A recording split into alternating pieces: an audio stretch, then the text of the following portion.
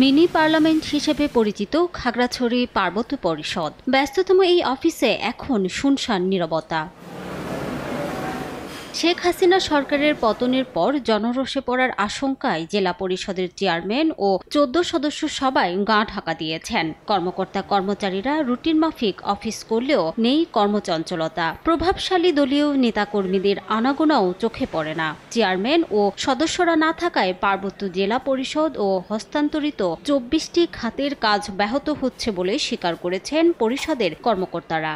Time মতো office করি, কিন্তু আমাদের জেলা পরিষদের কোনো চেয়ারম্যানও নাই, কোনো সদস্য নাই। সাধারণ কমাইয়ে কার্যক্রম ওইভাবে কম। যেগুলা মনে করেন আমাদের চেয়ারের মধ্যে থাকে, সেগুলা পরবর্তী নির্দেশনা পেলে আমরা সেভাবে কাজ করতে পারবো। অফিসটা শুধু কর্মকর্তা কর্মচারীদের তারাই পরিচালিত হয় না, এখানে যে জনপ্রতিনিধি আছে আমাদের ছাড়া সব কাজ কমপ্লিট হয় না। অর্ধেক পাউডারে দ্বিগুণ উজ্জ্বলতা, নতুন রিন অ্যাডভান্সড অর্ধেক পাউডারে দ্বিগুণ উজ্জ্বলতা।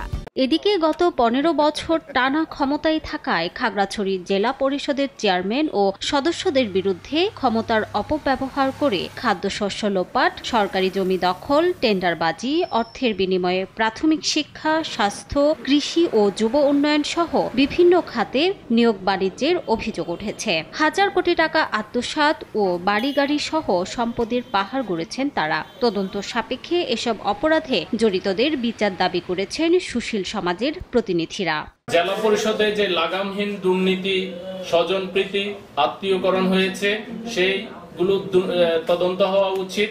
নির্বাচন না হওয়ার কারণে জনপ্রতিনিধি স্বচ্ছতার মাধ্যমে জনপ্রতিনিধি না আসার কারণে এখানে বেহাল দশা হয়েছে। ভাবতে হবে এটাকে যে কিভাবে আমরা এখানে একটা ডাইনামিক নেতৃত্ব নিয়ে আসতে পারি, যে নেতৃত্ব আসলে আমাদের এই অঞ্চলের যে উন্নয়নকে নিয়ে সঠিকভাবে ভাবে।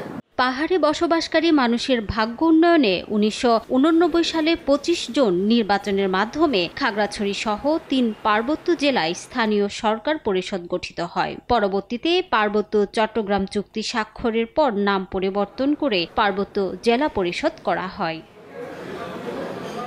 সময় সংবাদ, খাগড়াছড়ি।